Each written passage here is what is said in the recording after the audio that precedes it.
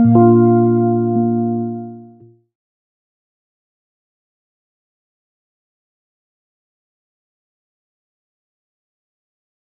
think it was conflictual at the beginning. It was seen as a threat. It is clearly not the case anymore. Most of the fintech are actually an accepted fact of life now.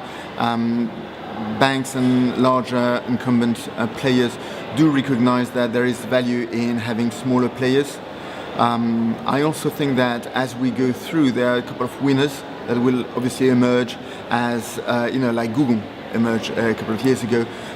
There will be a couple of unicorns like that, but most of the industry will actually remain, regular-sized fintech company, not mammoth. And that means the industry is actually going to be a little bit more complex, less consolidated. It's going to be interesting.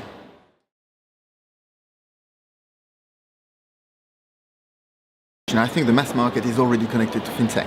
I mean, it might not be visible, but everybody uses faster payment today in the UK. Everybody does, even if they don't realize it. It's been here for a while. You could argue that this is a fintech product ultimately. I think mass market is already using it. The question I think should be how do we bring the users to use the front end of fintech, and that's harder, and that might not be desirable in every situation. I mean, you have to challenge the existing relationship between the customer and their providers at this point, and that might be a little bit difficult. So I think that the adoption of mass market is already a done deal. It's moving very fast to B2B. And business to business is where the money is. Really, that's where there's a lot more movement, especially in our case, cross-border payments. This is 90% of the businesses there.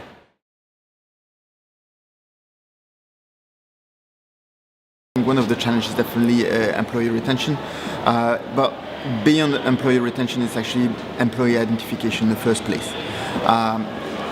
It's easy to say, but really recruiting the right caliber of people, the people that have the right vision and understanding of what's going on and can actually challenge the status quo of what was assumed is standard, that is hard to find, and that is really valuable. I think that's maybe not employees are irreplaceable, but I think the irreplaceable employees are the ones that make or break fintech.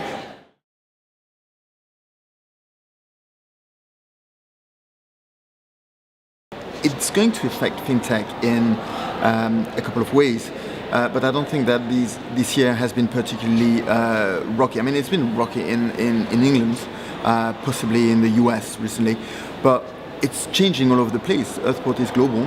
We see changes everywhere. We've seen Turkey, and we see what happens in Korea.